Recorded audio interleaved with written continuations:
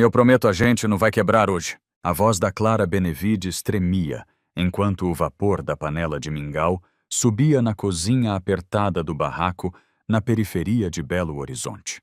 O fogo aceso iluminava os azulejos quebrados. No quarto ao lado, Helena a me respirava curto rendio contado na cabeceira. No outro quemodo, o irmão Rafael, antes servente de obra, agora preso, cama depois do acidente, disfarava a dor com um sorriso torto. "Te firme manas mais um dia", ele dizia, tentando ser leve. Clara ajeitou o cobertor, dele colocou a colher nos elbios com cuidado e sorriu de volta, daquele jeito que se quem carrega o mundo nas costas sabe sorrir. As contas amassadas dormiam sobre a mesa aluguel atrasado farmácia fisioterapia. O barulho da rua Nibus vizinho, vida que nu para, entrava pela janela, como um lembrete cruel, o mundo segue mesmo quando a gente fica. Ela lavou asmos, olhou o relógio velho e prendeu o cabelo num coque apressado. No bolso, o celular rachado. No peito, uma coragem silenciosa. Mais um dia, Clara. Mais um. Pegou a bolsa surrada, deixou 2 beijos na testa da Me e do Irmo e respirou fundo antes de abrir a porta. Naquele instante ela sentiu. Não era um pressentimento grandioso era-se uma fasca, a certeza mida de que o amor que segurava aquela casa também podia abrir caminhos. Ele fora o cu nublado, ameaava chuva. Aqui dentro a fi de Clara segurava o telhado. E sem saber o primeiro passo para mudar tudo, estava dado. Na manhã seguinte, o celular de Clara vibrou sobre a mesa. Ela atendeu com as mãos ainda sujas de sabo. "Senhora Benevides", disse uma voz fria do outro lado da linha. "Temos uma vaga para empregada em tempo integral. Casa de família boa remuneral.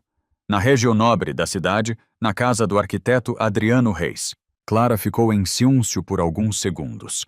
Jó tinha ouvido falar dele, o engenheiro milionário, que vivia trancado desde que perdeu a esposa no parto do Nico filho. "Eu aceito", respondeu sem pensar 2 vezes. Desligou o telefone e respirou fundo.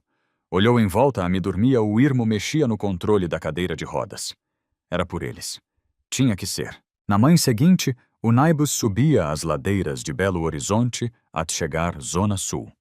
Clara observava pela janela os casares cercados de rivores e muros altos. Quando o véculo parou, ela desceu devagar. Diante dela, uma manso branca silenciosa bonita demais para parecer de verdade. Uma mulher alta de salto e olhar frio abriu a porta. "Voc", a nova funcionária. "Sim, senhora. Sou a Clara. Sou Mínica Dantas, assistente do senhor Adriano. A partir de agora você responde a mim." Ela entregou uma pasta cheia de regras ou réas restritas, o que podia e o que não podia fazer. Trabalhar apenas no treu. Nunca suba pro andar de cima. Particular. "Entendido, senhora." Clara comeou o dia limpando corredores, organizando cristaleiras, lustrando o mármore. Tudo brilhava. Tudo era morto. Nenhum som, nenhuma risada, nada que lembrasse vida. Até que de repente um choro agudo rompeu o silêncio. Veio do andar de cima. Fraco, insistente, dolorido. Clara parou o coral, acelerou. Esperou que algum subisse. Ninguém foi. O som ficou mais alto, mais desesperado. Ela largou o pano, respirou fundo e colocou o pé no primeiro degrau. Talvez não devesse. Mas naquele momento, a intuito falou mais alto que o medo. E foi assim, com passos lentos e um coral apertado, que Clara subiu para o andar onde a dor morava escondida. E onde sua vida, sem saber, mudaria para sempre. O corredor do andar de cima era silencioso e iluminado por uma luz fria que fazia o mármore brilhar. O choro vinha de uma porta entreaberta no fim do corredor. Clara se aproximou devagar, o coral batendo alto demais. Dentro do quarto, o bebê estava deitado num berro grande cercado por brinquedos caros, mas com o rostinho vermelho de tanto chorar. O quarto era lindo, mas gelado, sem cheiro de colo, sem som de voz. "Ei, pequeno, o que foi, hein?" ela sussurrou, aproximando-se. Com cuidado, encostou o dedo nas mozinhas trêmulas do bebê. Ele agarrou o dedo dela com fora, como quem pede para não ser deixado. Clara sentiu o peito apertar. Tudo bem, eu te aqui. E sem pensar pegou o bebe no colo. Ele se acalmou aos poucos. O choro virou soluo e o soluo virou ciúncio. Clara cantou baixinho uma cantiga que a Mi sempre cantava quando o Irmo era pequeno. Pela primeira vez, o quarto pareceu ter vida. Mas a paz durou pouco. A porta se abriu de repente. Um homem alto, de terno escuro e olhar cansado apareceu. O que est fazendo aqui? A voz era firme, quase fria. Clara se assustou. Eu ouvi o bebe chorando. Não tinha ninguém. Eu os queria ajudar. Vou que foi avisada para não subir, ele cortou. Coloque-o no bero, agora. Ela obedeceu. Assim que o deixou, o bebe voltou a chorar e Clara baixou a cábia sem coragem de encará-lo. O homem Adriano Reis olhou para o filho com algo entre culpa e exausto, mas não disse mais nada. Apenas virou as costas e saiu. Na porta, Minica apareceu com os olhos cheios de desprezo. Eu avisei Clara. Aqui cada erro tem preu. Clara desceu as escadas tremendo. Mas por dentro, uma certeza nascia, aquele bebe não chorava por fome ou sono. Chorava de sólido. E mesmo que custasse seu emprego, ela sabia não conseguiria ignorar de novo. Nos dias seguintes, Clara tentou seguir as regras. Limpava os corredores, servia o café e mantinha a cabeça baixa. Mas o som do choro do pequeno Lucas ecoava pelos andares como um pedido que ela ouvia. Era sempre o mesmo, um choro fino cansado, que durava minutos, vezes horas, até o ciúncio voltar como um peso. Certa tarde, enquanto passava o pano na escada, Clara viu uma das bebes saindo do quarto do bebe. Estava distrada, mexendo no celular. O choro vinha forte, ele de dentro. Ele chorando há um tempo, arriscou Clara com delicadeza. A mulher nem levantou os olhos. Ele assim mesmo. Manhoso. Mas ele roxinho, Clara insistiu. Olha, cuida do seu sérvio T. Eu sei o que fazendo. A porta se fechou na cara dela. Clara ficou parada com o pano encharcado nas mãos e o coral apertado. Não era manha. Aquilo era um bebe pedindo socorro. Naquela noite, enquanto todos jantavam, o choro recomeou fraco, quase um sussurro. Clara foi até o canto da lavanderia e fechou os olhos. Lembrou-se do irmão Rafael, ainda bebe chorando de fome, enquanto a me pedia foras para não desistir. Ela não aguentou. Subiu as escadas mesmo tremendo. Quando entrou no quarto, Lucas estava quente, com o rostinho vermelho e o corpo suando. Meu Deus! Clara murmurou, encostando a mão na testa dele. Com febre, amorzinho. Correu até o banheiro, molhou uma toalha e limpou o rostinho do bebe com cuidado. Cantou baixinho a mesma cano antiga. Dorme, meu anjo, o cu vai te guardar. Aos poucos o choro foi diminuindo. Lucas abriu os olhinhos e pela primeira vez esboou um sorriso. Clara chorou em ciúncio aliviada. Sabia que estava quebrando todas as regras, mas o coral nu sabia obedecer. E naquele instante ela fez uma promessa: enquanto respirasse, aquele menino nunca mais ia chorar sozinho. Na manhã seguinte, Clara acordou mais cedo do que de costume. O coral ainda pesado com o medo de ter sido descoberta. Na noite anterior, Mínica a flagrara com o bebe no colo e deixara bem claro: toque nesse menino de novo e você vai se arrepender. Mesmo assim, o som do choro de Lucas continuava ecoando na cabeça dela, como se viesse de dentro, no dos corredores da casa. Naquela sexta-feira, Mínica reuniu todos os funcionários. Hoje o senhor Adriano vai receber investidores. Nada pode dar errado. Quero essa casa brilhando. Clara assentiu, tentando se concentrar no trabalho. Limpou os pisos, até ver o reflexo do teto, trocou flores, ajeitou almofadas. Mas se 2 da tarde, quando o relógio da sala tocou um som conhecido, rompeu o silêncio o choro. Ela gelou. Subiu correndo as escadas. O quarto do bebe estava aberto, e Lucas ardia em febre. Nenhum adulto por perto. Nenhuma babe, nenhuma Mínica. Meu Deus, de novo, não murmurou pegando-o no colo. A pele dele queimava. Clara viu o número do Dr. Morales colado no armário e ligou às pressas. Doutora empregada da casa do senhor Adriano. O bebe está com febre alta e não tem ninguém aqui. Esfrie a testa dele com um pano mido e ofere água. Se não baixar, leve ao hospital. Ela seguiu as instruções cantando baixinho para acalmar o menino. Aos poucos a respiral dele foi se acalmando. Clara suspirou aliviada e começou a descer as escadas com Lucas nos braços, queria mostrar a algum que ele precisava de Atenô. Mas ao chegar ao último degrau, a porta da frente se abriu. Adriano entrou com terrestres investidores e Minica, que fingiu espanto. Meu Deus! Ela invadiu o quarto do bebê de novo. O ar sumiu. Adriano olhou para Clara, o rosto endurecido. Eu avisei para não tocar no meu filho. Vocas demitida. Agora. O mundo girou. Clara abraou Lucas com fora, sentindo o coral despedaar. Eu queria ajudar, ele estava com febre, mas ninguém quis ouvir. E quando a porta da manso se fechou atrás dela, Clara entendeu que às vezes fazer o certo custa tudo o que a gente tem, at o emprego, at o setio.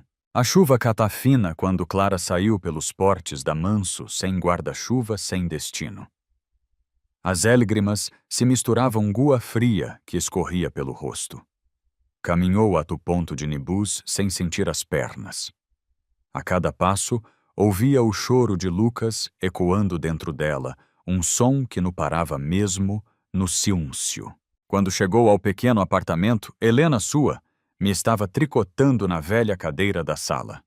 Filha, o que aconteceu? Perguntou ao ver o estado dela. Clara desabou no chão abraando as pernas da Mi. Eles me mandaram embora, me disseram que eu passei dos limites. Eu queria ajudar aquele bebê. Helena segurou o rosto da filha com ternura. Fazer o certo às vezes custa caro, minha menina. Mas Deus viu o que você fez. E isso vale mais do que qualquer sal-rio. Nos dias que seguiram o silêncio da casa, ficou pesado. As contas empilhavam na mesa, o aluguel atrasado, o rendio da-me quase no fim.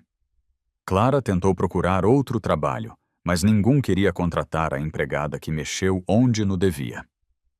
As portas se fecharam uma a uma. Até que, uma noite rolando as notícias no celular velho, Clara viu a manchete que fez seu coral parar. Filho do arquiteto, Adriano Reis sofre colapso emocional e recusa comida e sono. As mãos dela tremeram. O rosto de Lucas veio mente, os olhinhos suplicando por um abrau, o sorriso fraco quando ela cantava para ele. Ele te doente, sussurrou com a voz embargada. Amê se aproximou devagar. Você ainda sente que precisa cuidar dele no... Clara assentiu chorando. Todo santo dia, me... Helena apertou suas mãos. Então não deixa o medo te parar. Às vezes Deus escolhe a gente para ser a resposta da oral de algum.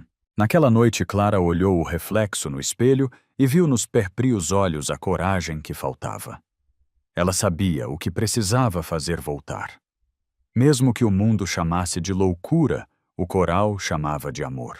A noite estava pesada, o cu rasgado por relâmpagos, quando Clara subiu no último Nibus, que seguia para o bairro Nobre.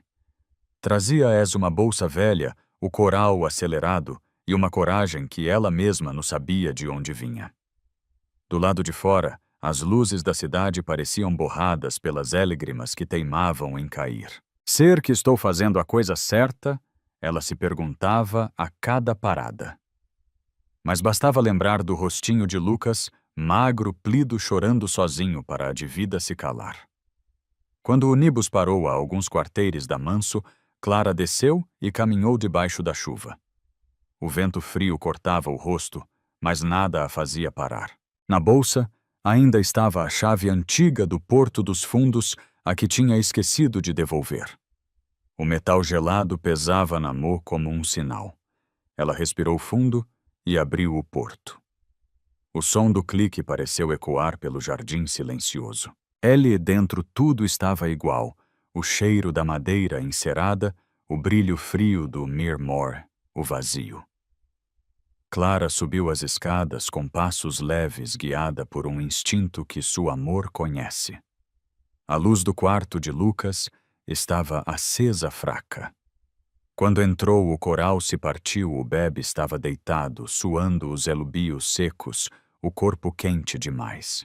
Meu Deus, amorzinho, ela murmurou, pegando-o no colo. Aqui, agora, Tituti. O menino abriu os olhinhos e por um instante sorriu fraco, como se reconhecesse o colo que tanto esperava. Mas o momento durou pouco. A porta se abriu com fora. Mínica apareceu, o rosto tomado por Dio. Eu sabia que você voltaria, gritou. Vai se arrepender disso. Clara tentou explicar, mas a fraqueza venceu. Sem comer há dias, o corpo cedeu. Caiu no chão, ainda abraada ao bebe, protegendo-o com o pérreo corpo. O som da queda ecoou pela casa. E foi esse som, o da entrega de uma mulher simples, que fez Adriano Reis L., do andar de baixo, levantar pela primeira vez em meses, sentindo que algo dentro dele estava prestes a mudar para sempre. O estrondo veio do andar de cima, seguido do choro desesperado de um bebê. Adriano interrompeu a reunião com os investidores e saiu correndo, o coral disparado. Subiu as escadas com o medo estampado no rosto e, ao abrir a porta do quarto de Lucas, o mundo dele parou. No chão Clara estava desacordada, o corpo fergiu, abraando o menino, protegendo-o como quem dê a própria vida. O bebe chorava colado ao peito dela. Ao lado, Mínica observava fria, como se nada daquilo a tocasse. O que aconteceu aqui? Adriano gritou, ajoelhando-se ao lado de Clara. Ela invadiu a casa, respondeu Mínica sem emor. Eu tentei impedi-la, mas Adriano não ouviu mais nada. Colocou a mão no pescoço de Clara e sentiu o pulso fraco quase apagado. Meu Deus, chama uma ambulância! Agora gritou a voz embargada. Quando os parandicos chegaram, disseram que era exausto e hipoglicemia severa. Ela não se alimentava há dias. Enquanto a levavam, Adriano olhou para o filho no colo da enfermeira. Lucas estendia a mozinha para o vazio, chamando por ela, chorando como se soubesse que estava perdendo quem mais o amou. Naquela noite, Adriano não conseguiu dormir. As palavras de Clara voltavam mente. Ele precisa de um médico. Alguma coisa no T certa. Tomado por culpa, ligou o sistema de cimeras e reviu tudo. Cada cena era uma punhalada, Clara cuidando de Lucas, escondida, ninando-o, cantando para ele. E Mínica desligando a babe eletérnica, mandando as babes embora, ignorando o choro. As lágrimas vieram sem pedir-lhe cena. Adriano entendeu tarde demais o quanto tinha sido cego. Horas depois, no hospital, ele entrou no quarto devagar. Clara estava plida, ligada a soro, os cabelos colados ao rosto. Ao lado da cama, Lucas dormia tranquilo pela primeira vez em muito tempo. Adriano se aproximou, a voz embargada. Vox salvou meu filho e eu te julguei. Me perdoa, Clara. Ela abriu os olhos devagar, fraca mas viva. Um sorriso pequeno, quase um suspiro, escapou de seus elbios. O importante é que ele este bem. E naquele instante Adriano soube não era ele quem tinha salvado ninguém. Era o amor simples, puro e corajoso que tinha salvado os TES. Na manhã seguinte, a luz suave do sol entrava pela janela do quarto de hospital. Clara abriu os olhos devagar, sentindo o corpo fraco, mas a alma leve. Ao virar o rosto, viu Adriano sentado ao lado da cama, segurando o amo dela com fora, como quem tem medo de soltar e perder de novo. No colo dele, o pequeno Lucas dormia tranquilo, com as bochechas rosadas. Vó que está acordada, disse Adriano com a voz embargada. Graças a Deus. Clara tentou se sentar, mas ele a impediu com um gesto gentil. Fica quietinha. O médico disse que vó precisa descansar. Ela olhou para o bebe e sorriu. Ele te melhor te timou. Adriano respirou fundo. E por sua causa, por alguns segundos ficaram em silêncio. Se ouvia o som ritmado do monitor cardíaco e a respiral calma do menino. Adriano continuou, a voz trêmula. Eu vi as gravais, Clara. Vi tudo o que você fez por ele e tudo o que eu deixei de ver. Eu te julguei quando na verdade foi Voque quem salvou meu filho. Os olhos de Clara se encheram de lágrimas. Eu fiz o que qualquer me faria. Mas você não era homem dele, disse Adriano baixando-o de olhar. E ainda assim o amou como se fosse. Um N se formou na garganta dela. As crianças sentem quando são amadas e quando são esquecidas também. Eu não aguentei ficar longe. Adriano apertou a mão dela emocionado. Eu não quero que Voque vá embora. Nem ele quer. Quero que volte para casa, mas não como empregada. Quero você como cuidadora oficial de Lucas com tudo o que você merece. Clara ficou em silêncio por um momento. Lágrimas correram pelo rosto misto de alvio e gratido. O Senhor confia em mim depois de tudo. Confio mais em Voque. do que em mim mesmo. E foi ali, entre lágrimas e promessas, que algo novo nasceu no um contrato, mas um lau. Um lar comeava a se reconstruir no de amor mais de perto e amor verdadeiro. Uma semana depois, o carro preto de Adriano estacionou diante dos portes da Manso. Clara desceu com o pequeno Lucas nos braços e o coral batendo apressado. O porto se abriu devagar e ela teve a sensação de estar entrando em outro lugar, no mais na casa fria, onde fora humilhada, mas num lar que comeava a respirar de novo. Adriano a recebeu na porta, sorrindo com simplicidade. Bem-vinda de volta, Clara. Essas palavras, curtas e sinceras, fizeram os olhos dela se encherem de lágrimas. Bem-vinda de volta. Pela primeira vez, aquela casa parecia dizer fique. Nos dias seguintes, tudo começou a mudar. Clara abriu as janelas logo cedo para o sol entrar, espalhou flores frescas pela sala e encheu a cozinha com cheiro de pó quentinho. Lucas, antes quieto e áptico, voltou a rir, um riso doce que ecoava pelos corredores como se lavasse o passado. Adriano observava de longe muitas vezes em silêncio. Via o filho correr pela sala, agarrar o vestido de Clara Chanla com alegria. A presena dela preenchia os espaços vazios que nem todo o dinheiro do mundo conseguiu preencher. Uma tarde, enquanto ela embalava Lucas na varanda, Adriano apareceu com 2 xícaras de CA. Pode descansar um pouco, disse ele. Não precisa, senhor Adriano, eu ainda vou, no ordem Clara, um convite. Ela riu baixinho e aceitou. Sentaram-se lado a lado, assistindo ao PR do sol. Essa casa ficou muito tempo sem vida, ele disse olhando para o horizonte. Desde que minha esposa se foi, eu não suportava ouvir barulhos, risadas. Mas agora parece que o silêncio foi embora. Clara abaixou os olhos emocionada. Às vezes tudo o que uma casa precisa de amor para voltar a respirar. Adriano a olhou com ternura. E sem perceberem, naquele instante, algo começou a mudar entre eles. Não era gratido. Era mais profundo, era o coral relembrando o que era amar de verdade. Os meses passaram e a Manso, que antes parecia um timulo de luxo, agora respirava vida. O riso de Lucas preenchia cada canto, o cheiro de bolo saindo do forno invadia os corredores e os pássaros pareciam cantar mais alto no jardim. Clara transformou o frio em calor, o vazio em lar. Adriano observava tudo com um misto de admirar e arrependimento. Às vezes ficava parado porta do quarto do filho S para ouvir Clara cantar a mesma cano de ninar que antes ela entoava às escondidas. Lucas adormecia sorrindo, e de alguma forma aquele som também curava o coral do pai. Certa tarde, Clara estava arrumando flores na sala quando Adriano entrou com um olhar diferente, calmo, sereno, mas cheio de algo que ela ainda não sabia nomear.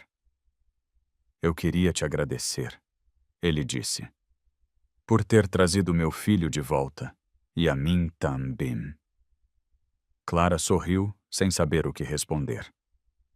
Eu se fiz o que qualquer pessoa faria. No Clara. Ele se aproximou, a voz firme. Vox fez o que ninguém teve coragem de fazer, amou sem esperar nada em troca. O silêncio que se seguiu foi constrangedor, foi leve. Ele fora o vento balanava as cortinas e espalhava o perfume das flores pelo ambiente. Clara desviou o olhar, o rosto corado. Eu queria que ele se sentisse amado. Toda criança precisa disso. Adriano assentiu. E todo adulto também. As palavras saram baixas, quase um sussurro. Naquela noite, quando Clara se preparava para dormir, ouviu uma batida suave na porta. Era Lucas com o ursinho de Pélcia nos braços. Tia Clara, posso dormir aqui hoje? Perguntou sonolento. Ela sorriu, abrindo espal na cama. Pode, meu amor.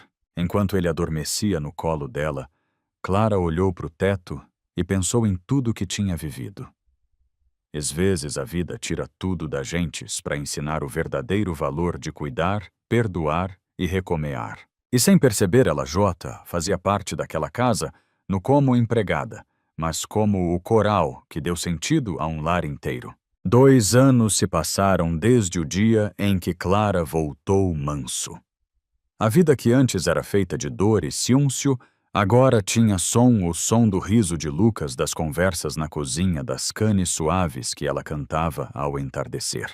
As paredes que um dia testemunharam sólido agora guardavam memorias, fotos, nas molduras brinquedos espalhados, cheiros de comida caseira.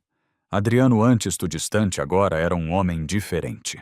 Aprendeu a rir das perprias trapalhadas na cozinha, a ler estrias antes de dormir e, acima de tudo, a ouvir.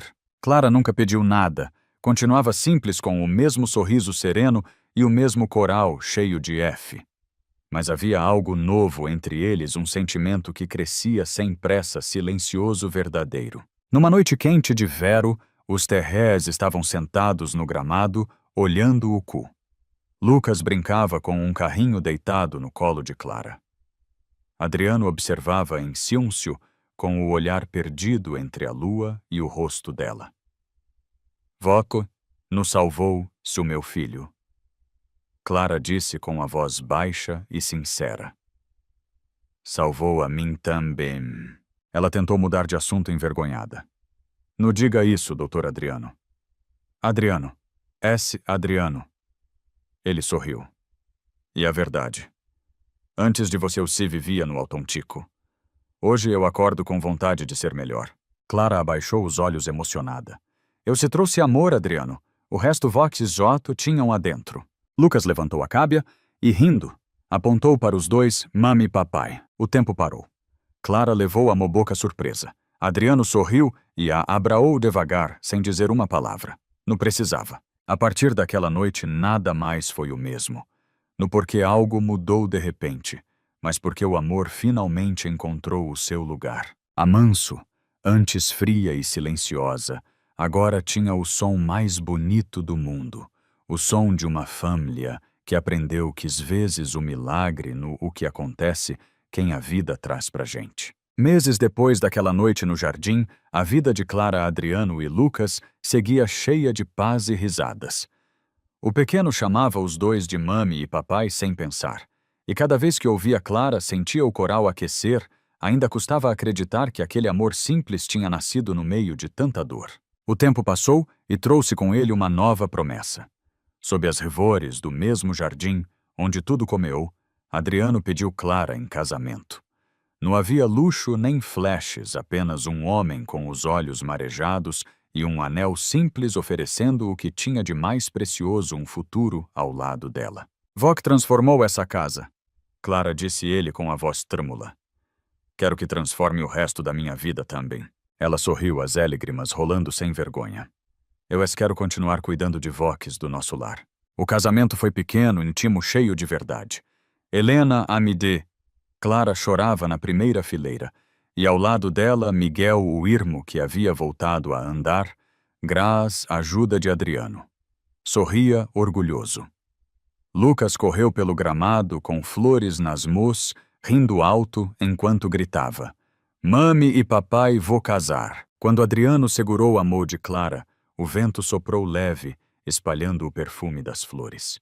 Vós, a luz que eu esperei a vida toda, ele sussurrou. E Voc, o lar que eu nunca pensei encontrar, respondeu ela com a voz embargada. No momento em que se beijaram, um arco-ris cortou o cu. Não era coincidência, era como se o perprio destino dissesse: Vox venceram. A Manso, que antes respirava sólido, agora pulsava vida. E ali, entre risos, flores e promessas terscorais, entenderam que o amor verdadeiro não chega gritando, ele chega quando a alma aprende a recomear. E Voc acredita que o amor pode curar, o que a dor destruiu. Deixe seu comentário, curta o vídeo e se inscreva no canal para mais estrias que tocam o coral. Alguns anos se passaram desde o casamento de Clara e Adriano, e a antiga Manso, antes fria e silenciosa, agora era um lar cheio de amor, risadas e cheiros de comida boa. As paredes estavam cobertas de fotos, Lucas crescendo os aniversários simples no jardim, os natais com todos reunidos em volta da mesa. Cada canto tinha uma lembrana viva, de como o amor havia reconstruído tudo. Clara ainda acordava cedo, abrindo as janelas para o sol entrar. O mesmo sol que um dia elas via de longe pelas frestas da dor. Agora ele aquecia seu rosto e o coral. Adriano, com os cabelos jato um pouco grisalhos, gostava de preparar o café, mesmo que queimasse o pó quase sempre.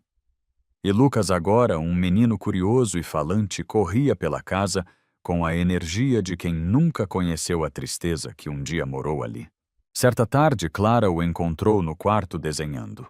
No papel havia até 10 pessoas de mãos dadas, sob um arco-íris colorido. "Que desenho lindo, filho", ela disse sorrindo. "A gente mame o arco-íris para lembrar que depois da chuva vem a alegria", igual vos falou. Ela se emocionou lembrando do dia em que o mesmo arco-íris apareceu no cu no casamento deles. Naquela noite, Clara e Adriano se sentaram na varanda olhando Lucas brincar com o cachorro no jardim. "Quem diria que tudo isso nasceria de tanta dor?", Adriano comentou apertando a mão dela. Clara sorriu com o olhar calmo. "Às vezes, Deus permite a tempestade para ensinar a gente a valorizar o sol." O vento soprou leve, e Clara fechou os olhos, sentindo a paz que há muito tempo esperava. A manso que um dia abrigou ciúncio, agora abrigava amor. E o amor simples e paciente tinha feito o impossível, transformado o sofrimento em esperança. Ivok acredita que o amor verdadeiro, capaz de recomear até o que parecia perdido. Deixe seu comentário, curta o vídeo e se inscreva no canal para mais estrias que tocam o coral. Os anos passaram, e a casa dos reis, antes fria e silenciosa, agora transbordava amor. Clara e Adriano envelheciam lado a lado, e Lucas J., adolescente, se tornava um reflexo vivo do que o amor pode fazer quando verdadeiro. Ele era generoso, sorridente e cheio de sonhos. Gostava de sentar com Ami na varanda e ouvir as estrias de quando tudo era difícil, quando ela ainda pegava 2 nibus para trabalhar, e acreditava que a F era tudo o que tinha. Numa dessas tardes, enquanto o sol se punha por terres do jardim, Lucas perguntou: "E se o senhor Adriano não tivesse te dado uma segunda chance, o que teria acontecido?" Clara pensou por um instante, olhando o cu alaranjado. "Talvez a gente nunca tivesse se encontrado. Mas sabe, filhos, vezes Deus usa o erro da gente para mostrar o valor do perdoo." Adriano, que ouvia da porta, sorriu. "E o perdo foi o que salvou todos, Inés." Clara virou o rosto e sorriu de volta. Eles sabiam aquele lar existia, porque um dia algum escolheu acreditar no bem mesmo quando o mundo foi cruel. No jardim, as flores que ela mesma plantara anos antes floresciam fortes. E toda vez que olhava para elas, Clara lembrava o amor, quando verdadeiro no nasce pronto ele cresce regado com paciência com F e com a coragem de recomear. Certa noite, J., deitada, ela olhou para Adriano dormindo e agradeceu em ciúncio.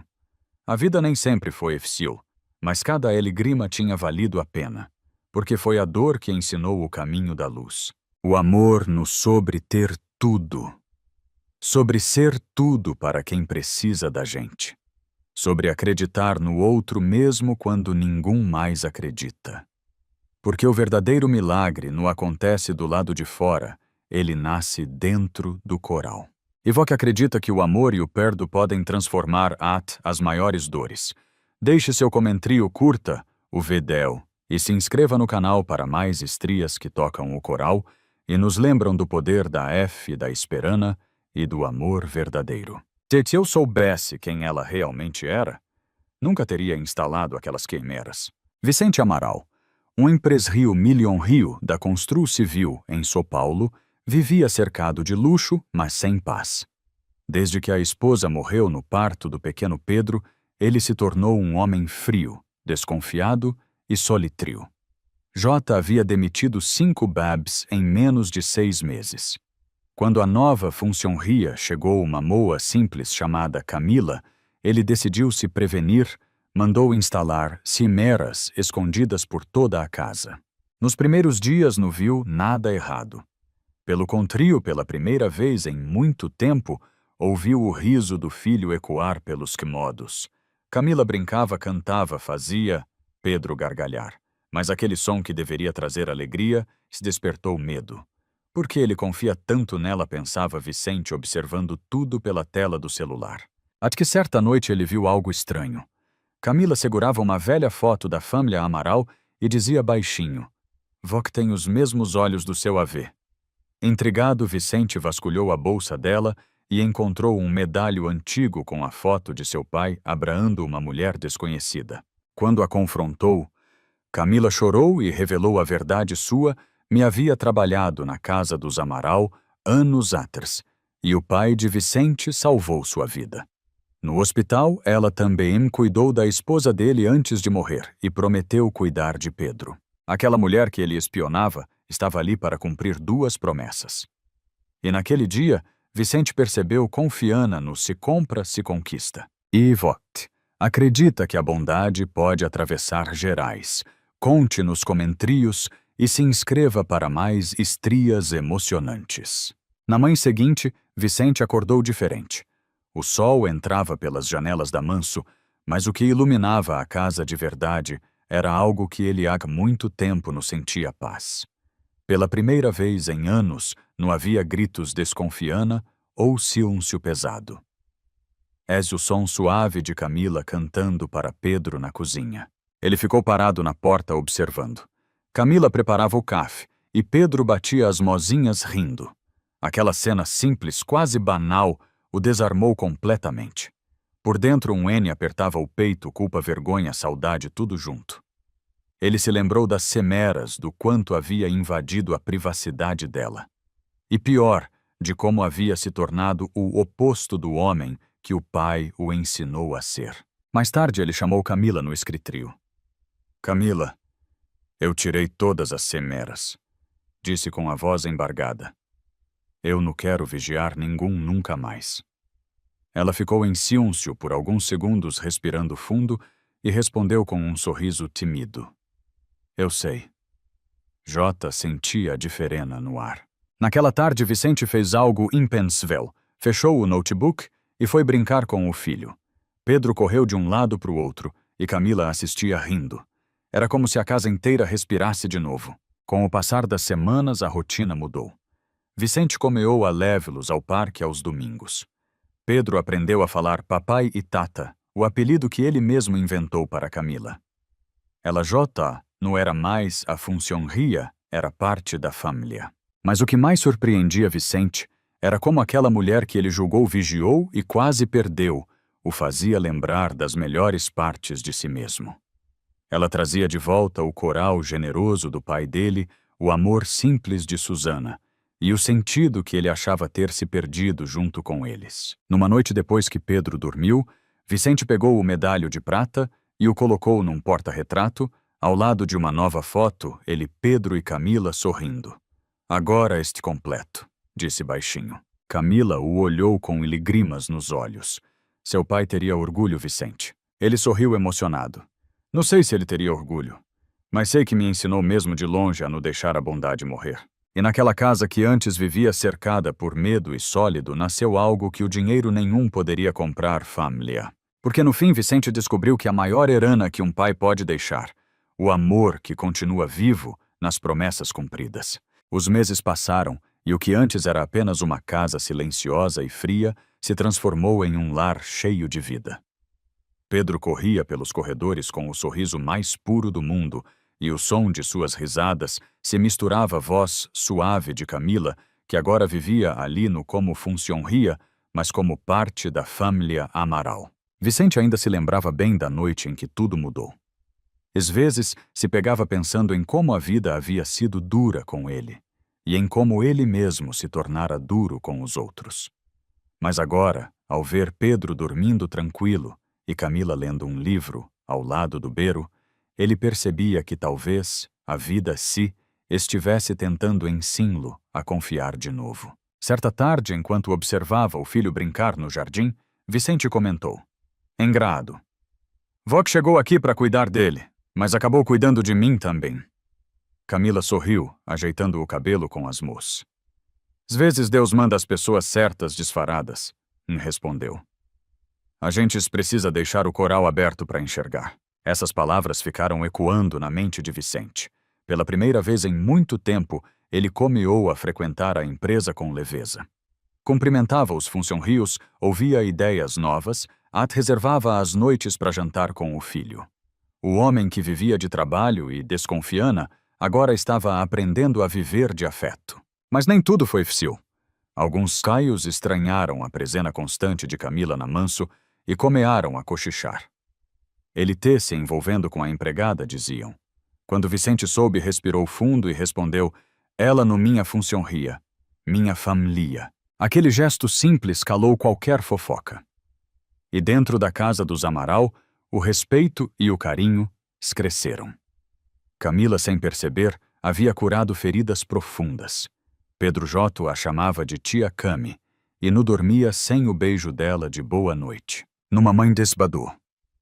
Vicente encontrou uma caixa antiga no armário do pai. Dentro via as cartas de agradecimento, bilhetes, fotos com famílias que o velho Joaquim ajudou em ciúncio.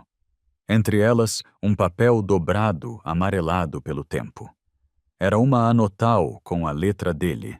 A riqueza tem valor quando se transforma em bondade. Vicente ficou parado, segurando aquele papel com as mulas. Foi nesse instante que entendeu o verdadeiro legado do pai. Não era o dinheiro nem as empresas, mas a compaixão que havia plantado nas pessoas e que agora florescia em Camila. Naquela noite reuniu coragem e disse: Camila, eu queria que você soubesse. Eu nunca pensei que algum pudesse me fazer acreditar de novo na humanidade. Ela sorriu emocionada. Eu cumpri promessas, Vicente. Promessas de amor e gratidão. Ele olhou para o medalho emoldurado na parede e respondeu: Ento me deixa cumprir a minha também, a de cuidar de voques dois como meu pai teria feito. Camila chorou. Pedro correu, se jogou nos braços dos dois e pela primeira vez Vicente sentiu que o vazio dentro dele havia sido completamente preenchido. Aquela casa antes vigiada por cimeras e medo, agora era iluminada por algo muito mais poderoso com Fiana. E no centro dessa nova vida estava uma mulher simples, um bebê sorridente e um homem que finalmente entendeu que as promessas mais bonitas são aquelas feitas com o coral. O tempo passou e a vida dos Amaral parecia finalmente ter encontrado um ritmo de paz. O riso de Pedro preenchia a casa e o som das pequenas corridas dele pelo corredor era o melhor alarme que Vicente podia desejar todas as manhãs. Camila, por sua vez, parecia ter nascido para aquele lar.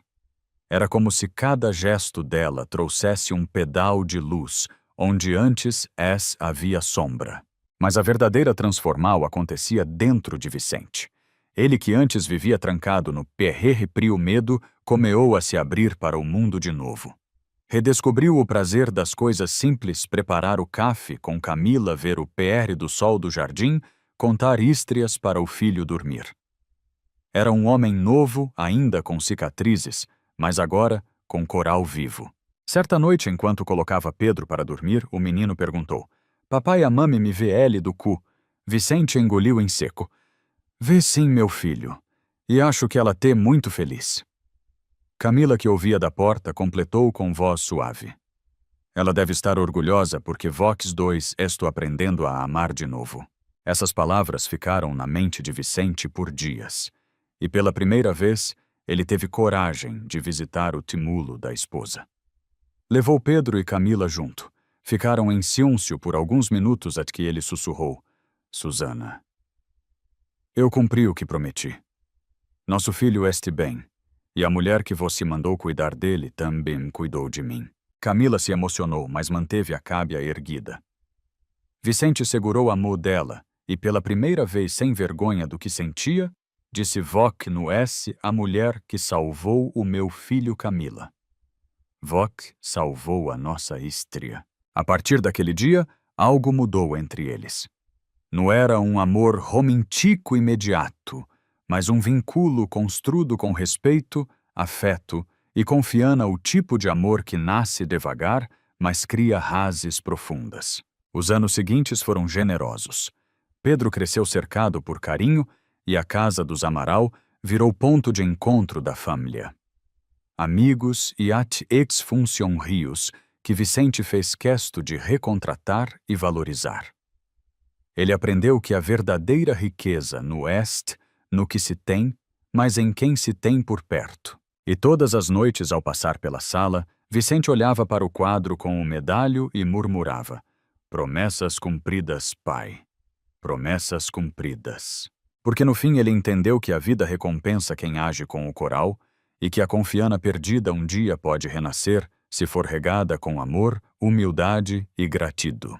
Os anos seguiram seu curso e a vida dos Amaral floresceu de um jeito que ninguém poderia imaginar. A casa, que antes era fria e cheia de silêncios, se tornou um lar vivo, cheio de imicica risadas e cheiro de bolo saindo do forno aos domingos. Pedro tinha 7 anos e era um menino doce e curioso e cheio de energia. Corria pela casa chamando por tia Cami, que o tratava como se fosse sangue do pé frio sangue. Vicente, agora mais sereno, havia aprendido o valor da presena. Trabalhando menos e vivendo mais, passou a dedicar o tempo a quem realmente importava. Jotanu se escondia atrás de contratos e cifras. Sentava-se com o filho para ajudar nas lias, cozinhava com Camila. E noite, antes de dormir, ainda tinha o hábito de olhar para o medalho emoldurado na parede, o bolo de tudo o que a vida lhe ensinou sobre confiança e amor. Mas o destino, como sempre, gosta de testar corais curados. Certo dia, Camila recebeu uma ligação inesperada. Sua irmã mais nova, que morava no interior, estava muito doente. Precisaria de ajuda e cuidados constantes. Vicente percebeu o olhar aflito dela durante o jantar. "Pode falar, Cami." "O que aconteceu?" perguntou. Ela respirou fundo, os olhos marejados. "Eu preciso voltar para minha cidade, pelo menos por um tempo. Minha irmã doente e eu posso cuidar dela." O silêncio tomou conta da sala. Pedro abaixou o garfo confuso. Vicente ficou sem palavras. Ele sabia que era o certo, mas a ideia de perder Camila, mesmo que por um tempo, doa mais do que gostaria de admitir. Nos dias seguintes, a casa pareceu voltar ao passado, um vazio sutil se espalhou. Pedro chorou quando ela arrumou as malas. "Tia Cami que vai voltar?" perguntou com os olhinhos marejados. Camila se ajoelhou diante dele, acariciou seu rosto e prometeu: "Eu volto, meu amor." Promessa de coral. Quando o carro partiu, Vicente ficou na varanda com o filho no colo. O vento soprou leve, como se trouxesse a voz dela. Os meses que se seguiram foram difíceis. Pedro sentia falta das ístrias antes de dormir. Vicente sentia falta das conversas longas, do sorriso dela, do equilíbrio que trazia a casa. Mas pouco a pouco entenderam que o amor verdadeiro não depende da presena física. Ele vive nas memorias, nas promessas e no que fica mesmo depois que algum vai embora. Um ano depois, num entardecer dourado, o porto se abriu. Pedro saiu correndo. Tia Cami Camila voltou mais forte e mais leve. Vicente sorriu e disse com lágrimas nos olhos: "Eu sabia que promessas feitas com o coral sempre encontram o caminho de volta." O tempo passou e a vida pareceu recompensar cada lágrima, cada promessa, cada recomeu. Camila voltou a viver com os Amaral e desde então nada mais foi igual. Pedro cresceu cercado de amor e Vicente descobriu que algumas pessoas não apenas entram em nossas vidas, elas curam o que a gente nem sabia que ainda doa. A casa voltou a ser o lar cheio de risadas e cheiros que aquecem a alma. Camila retomou seu lugar de sempre, no como funcionaria, mas como parte essencial daquela família. Pedro agora tinha 8 anos e vivia perguntando quando todos viajariam juntos. Vicente ria, dizendo que primeiro precisavam convencer tia Cami a tirar folga. Mas o que ninguém esperava era que o destino ainda guardava um último gesto de gratidão, uma reviravolta silenciosa, nascida da bondade de antes. Certa mãe, Vicente recebeu uma carta em papel timbrado. Era do Cartrio de Uberaba, interior de Minas. Ao abrir, descobriu que uma antiga fazenda pertencente família de Teresa Santos de Camila havia sido transferida legalmente para seu nome, por um fundo de doal deixado anos atrás por Joaquim Amaral, o pai de Vicente. O mesmo homem que décadas antes salvou a vida de Teresa e ensinou que a verdadeira riqueza est em ajudar sem esperar nada em troca. Vicente ficou parado, emocionado. Entendeu enfim que o currículo estava completo, a bondade de seu pai tinha atravessado Gerais e retornado para casa. Camila, chamou com os olhos marejados. Essa fazenda era da sua Mi. Meu pai a deixou para Vox. Camila cobriu a boca surpresa. Lágrimas escorreram sem que ela conseguisse conter. Ele não esqueceu da gente. Ninguém esquece de quem faz o bem, respondeu Vicente, segurando a mão dela. O amor verdadeiro não se perde, Cami. Eles mudam de forma. Naquela tarde eles foram juntos até o interior. A antiga fazenda abandonada ainda guardava o perfume do mato e o som dos ventos passando pelos eucaliptos. Pedro correu entre as rivores, rindo, enquanto Camila olhava o cu e sussurrava, Mi. A promessa foi cumprida. Vicente a abraou por terrés e completou, seu pai, minha esposa, o meu pai. Todos eles estou vendo isso. O PR do sol iluminava o medalho de prata pendurado no pescoço de Camila, agora refletindo no apenas o passado, mas o amor que uniu duas famílias diferentes em uma histria. E naquele momento Vicente entendeu de vez a confiança que ele perdeu no mundo renasceu em um coral que apenas queria retribuir amor. A fazenda que um dia pertenceu, de Camila, se transformou em um refúgio de amor e recomeu. Vicente reformou o local com as perprias mos, mantendo o que havia de mais bonito, as paredes antigas, o cheiro de terra molhada e o silêncio cheio de memorias. Camila cuidava de cada canto com carinho, como se a alma da Mi ainda estivesse ali. Pedro, agora com 9 anos, dizia que aquele era o lugar mais feliz do mundo. Nas manhãs de domingo, eles tomavam café juntos na varanda, vendo o sol nascer por terrés dos morros. Vicente olhava para Camila e via nela tudo o que sempre buscou: paz, leveza e verdade. J. Nuno. Havia segredos entre eles, nem feridas abertas, apenas gratido. A vida que um dia parecia castigo, agora era um presente. Mas o destino, como sempre, gosta de testar quem aprendeu a amar de verdade. Certo dia, Vicente recebeu uma proposta milionária de um grupo estrangeiro interessado em comprar parte de suas empresas. O acordo resolveria de vez a vida de Pedro, mas significava abrir mão de parte do legado do pai e da fazenda que simbolizava tudo o que eles haviam construído juntos. Camila percebeu a tenso no olhar dele e perguntou: Voc, tem medo de perder o dinheiro, Vicente? Ele balanou a cabeça. No Cami, tenho medo de perder quem eu me tornei por causa dele. A resposta emocionou Camila. Naquele momento, ela percebeu que o homem desconfiado e amargo de anos atrás havia desaparecido. No lugar dele estava algum capaz de escolher o amor mesmo quando o mundo inteiro dizia que o certo era escolher o lucro. Dias depois, Vicente recusou o contrato. Decidiu investir em projetos sociais na Rédio, abrindo uma escola agrícola em homenagem a Joaquim e Teresa.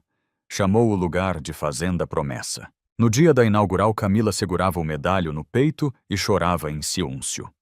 Vicente subiu ao palco improvisado e falou com a voz embargada.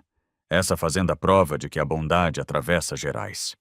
O que comeia com um gesto de amor nunca termina. Pedro correu até ele e o abraou, enquanto Camila, com os olhos cheios de jua, completou. E a promessa foi cumprida. Todas elas. O pebelico aplaudiu e o vento soprou suave, balanando o medalho prateado no pescoço de Camila, o mesmo que um dia simbolizou gratido, e agora representava a eternidade do bem. Porque no fim Vicente entendeu herana de verdade no o que deixamos em bens, mas o que plantamos nos corais. Anos depois, a Fazenda Promessa floresceu almo de tudo o que Vicente e Camila imaginaram. Onde antes havia silêncio e lembranas, agora havia vida, risadas e esperana. Crianas de toda a régio vinham estudar, aprender sobre a terra e sobre o valor do trabalho honesto. Camila coordenava os projetos sociais e Vicente, com o olhar tranquilo, acompanhava tudo de perto, orgulhoso do que construíram juntos. Pedro Jó, adolescente, ajudava nas aulas e dizia com um sorriso no rosto: "Pai, eu quero continuar o que o V comeou e o que a tia Cami manteve vivo." Vicente olhou para o filho e sentiu um N na garganta. Percebeu que a bondade, quando verdadeira, cria raízes que atravessam o tempo. O que comeou com um gesto de compaixo, o de um homem que ajudou uma funcionária humilde, agora se transformava em um ciclo eterno de amor e gratidão. Numa tarde de outono, ao pr do sol, Vicente e Camila caminharam pelo campo. O vento soprava leve e o medalho prateado ainda brilhava no peito dela, refletindo a luz do entardecer. Cami disse, Vicente emocionado: "A vida toda eu achei que confiança era algo que se comprava com segurança contra os muros, mas hoje eu entendo." Camila sorriu, olhando o horizonte. Confiança não se compra, Vicente. Ela se planta e floresce quando regada com amor. Eles se abraçaram em silêncio, sentindo o vento e a paz de quem cumpriu o que prometeu. A histria de Vicente e Camila mostra que o bem que a gente faz nunca se perde. Pode levar anos, pode atravessar gerais, mas um dia ele volta multiplicado. Às vezes basta uma atitude de amor, uma palavra gentil, uma promessa cumprida para mudar o destino de algum. E quando o coral sincero atador se transforma em esperana. Ivok Jou pensou em quem foi o seu anjo disfarado, aquela pessoa que apareceu para mudar tudo. Deixe seu comentário, curta o vídeo e se inscreva no canal para mais estrias que tocam o coral e nos lembram que ainda existe bondade no mundo.